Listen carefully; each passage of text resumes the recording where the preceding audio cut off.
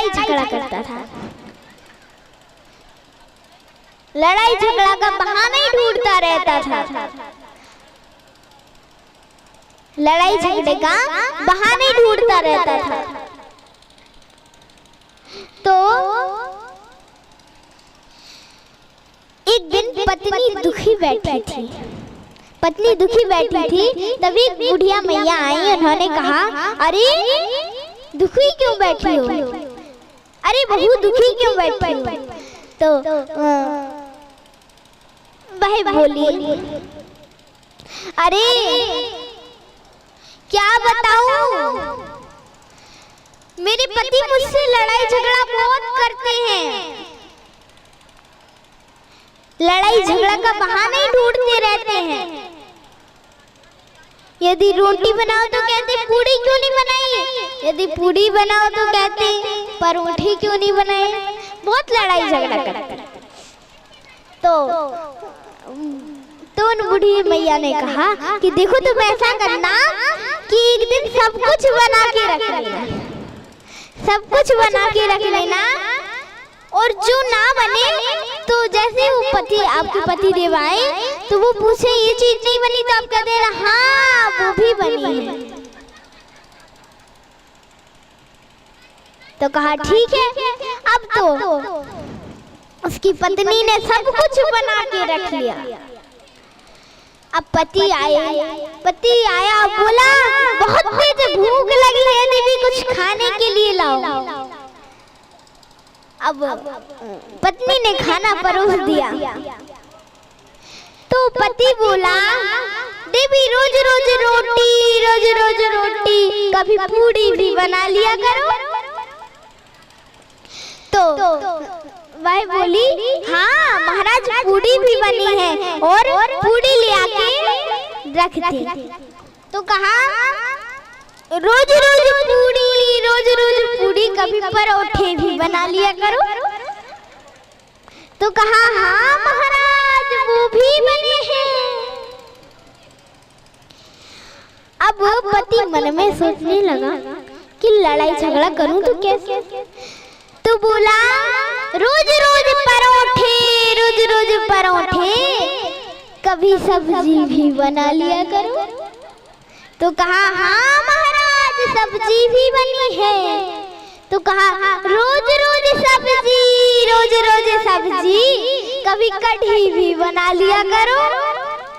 तो कहा हाँ महाराज वो भी बनी है। तो कहा रोज रोज कढ़ी कभी दाल भी बना लिया करो। तो पत्नी बोली हाँ महाराज वो भी बनी है और ला के रख दी। अब पति मन में सोचने लगा झगड़ा करूं तो कैसे, झगड़ा करूं तो कैसे करूं। इसने तो आज सब कुछ बना रखा है, इसने तो आज सब कुछ बना रखा है, झगड़ा करूं तो कैसे करूं।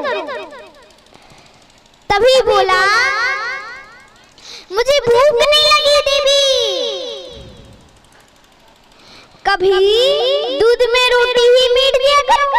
तो कहा हाँ महाराज वो भी है और लाई। तो कहा रोज रोज दूध में रोटी कभी चाय भी बना दिया करो। तो कहा हाँ महाराज वो भी बनी और ला के रख दी। अब पति मन में सोचने लगा झगड़ा करूं तो कैसे, इसने तो आज सब कुछ बना रखा है।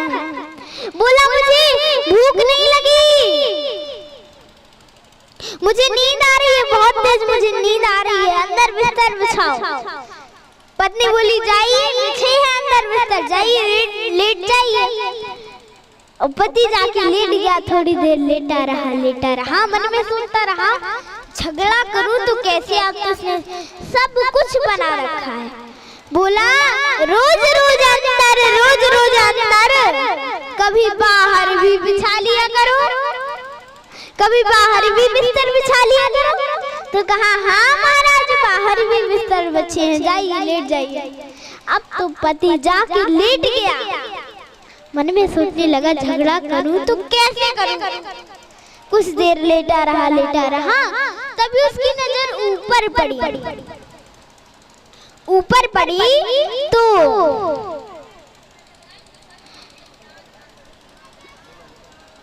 जैसे ही नजर ऊपर पड़ी तो वहाँ जैसे रॉकेट नहीं उड़ाते तो ऐसी लाइन खींची हुई थी। तो अब पति बोला, देवी इधर आओ जल्दी। तो पत्नी दौड़ लगा के आई। तो कहा, बताइए क्या हुआ? तो कहा, देवी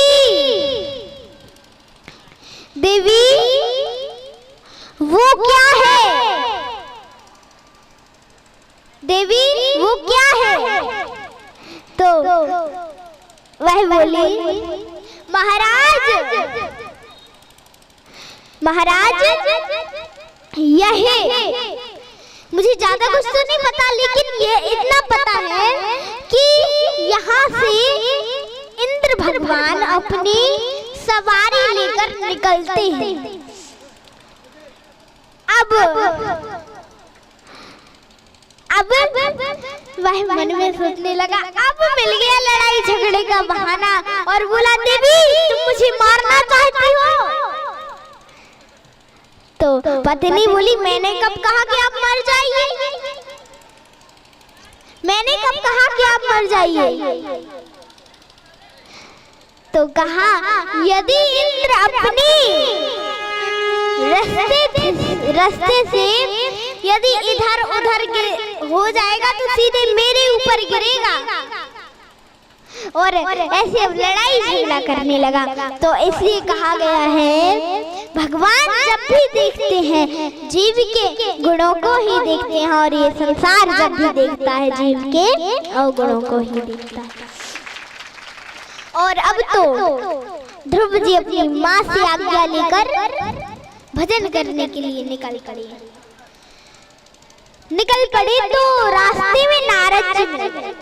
रास्ते में नारद जी मिल गए।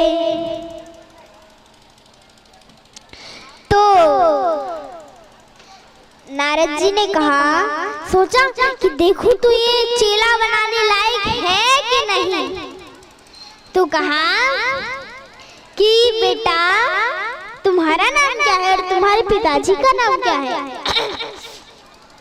तो ध्रुव जी ने कहा, मेरा नाम ध्रुव है और मेरे पिताजी का नाम राजा उत्तानपाद है।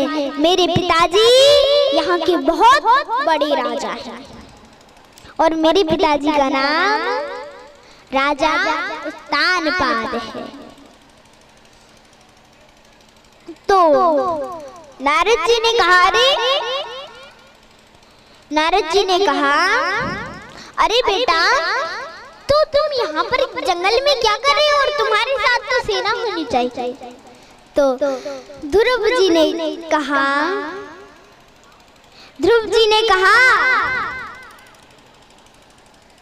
अरे महाराज मैं भगवान के दर्शन करने आया हूँ, भगवान का भजन करने आया हूँ। तो नारद जी ने कहा, अरे तुम्हें किस मूर्ख ने कह दिया,